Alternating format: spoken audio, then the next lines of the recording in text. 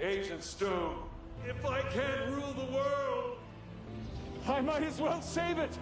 Sonic 3 was a wild ride into Sonic's lore, and if you're a fan of the movies, you know they tend to get increasingly wilder with each new installment. We've come a long way from that 2020 cute character introduction to a planetary level threat in only 4 years. Well, hear me out. Sonic 4 will not be an exception to this rule. It'll be bigger, it'll be bolder, and it'll be a delight for fans who can't wait to see their favorite elements of the Hedgehog's myth included in the Sonic cinematic universe. Do you want to check out all these exciting possibilities? Let's think about what we could see in Sonic 4's opening scene. After watching Sonic, one question may linger in our minds. Who was the villain and who wasn't? There's no doubt that Gerald Robotnik was a full-fledged baddie who went all in crazy and tried to pull the classic destroy the earth move. But when we see the other two members in the evil team, things change up to the point where they both transform into something greater than their personal quests. We're talking, of course, about Ivo Robotnik and Shadow. While Ivo is drawn to Old Man Robotnik because of his personal trauma and the need for human connection, Shadow gets himself immersed in Robotnik's plot out of his need to avenge Maria's loss. However, along the way, both characters realize they're being used and decide to sacrifice themselves for the greater cause of saving the planet, fulfilling the path to their redemption. In a way, they both become heroes in the end. Reluctant heroes, if you will. And even when we have zero hopes for Ivo Robotnik's survival, or at least a lot less compared to the time before, the situation changes when it comes down to the black and red hedgehog. Did you guys really think that the ultimate life form would die just because of an explosion?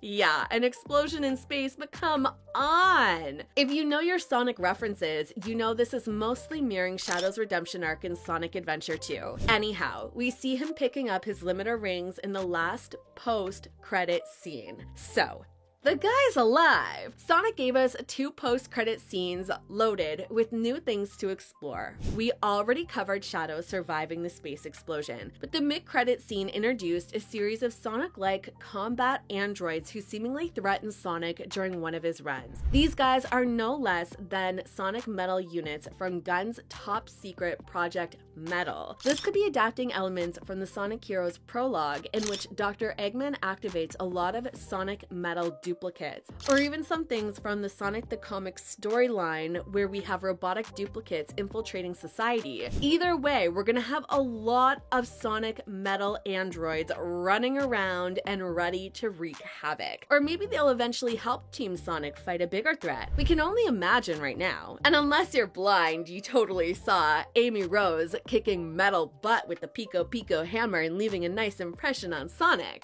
Right? Well, by this point again, if you're not deaf, you've heard us theorizing about the possibility that she is coming from the future, according to lots of info from the official lore and some fan theories. If we keep all this in mind, we can begin to think about some jaw-dropping opening scenes we could be seeing in Sonic 4. In this scene, we get an overview of Gun headquarters. Director Rockwell is surprising an assembly line, checking row after row of inactive Metal Sonic units. The camera pans across to them, and we see their serial numbers. They are from NMS 01 through NMS 12. For the untrained eye, we're only seeing random labels, but real fans understand these alphanumeric denotions confirm the androids as Neo Metal Sonic series prototypes. We go back to director Rockwell. She's shouting orders and coordinating the base personnel. When the shot widens, a flickering holographic display shows the 3D schematics for the Metal Overlord Convergence Protocol. Does this mean they are teasing a final boss formed by hundreds of Metal Sonics combined into a giant mecha Sonic? In Sonic Universe number 75, we can find a precedent for this idea. The issue shows Gun working on the Shadow Android project. They are going to reverse engineer the Eggman's technology they retrieved from the Death Egg wreckage, but when they start using Gerald Robotnik's research, everything goes wrong and uncontrollable doppelgangers are set free. This would likely begin to take form mere days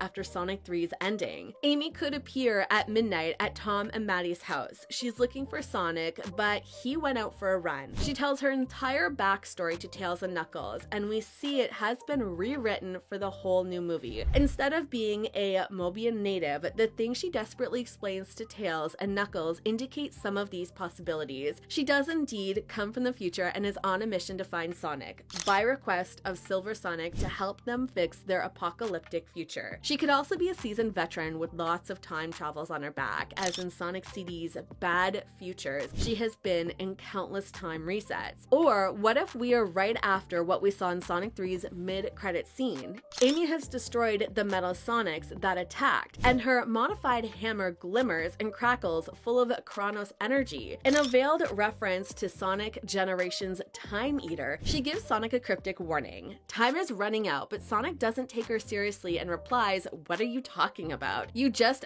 fired them all, pretty girl." Amy gets serious and says it's coming. The metal one who eats time itself. Don't tell me you didn't get the chills. As you see, the possibilities are endless, and we can go all kinds of crazy ways imagining future scenarios for Sonic 4. Isn't that funny? We could even get some sort of romantic subplot in which Sonic and Shadow compete for Amy's attention. Wouldn't that be hilarious? I bet Knuckles would be really confused. Or maybe Shadow can't get over Maria's memory. 50 years might still be too soon for him. After all, the poor guy is still groggy from waking up. So, what do you think about our theories? Do you think we'll be seeing Silver Sonic in the next movie?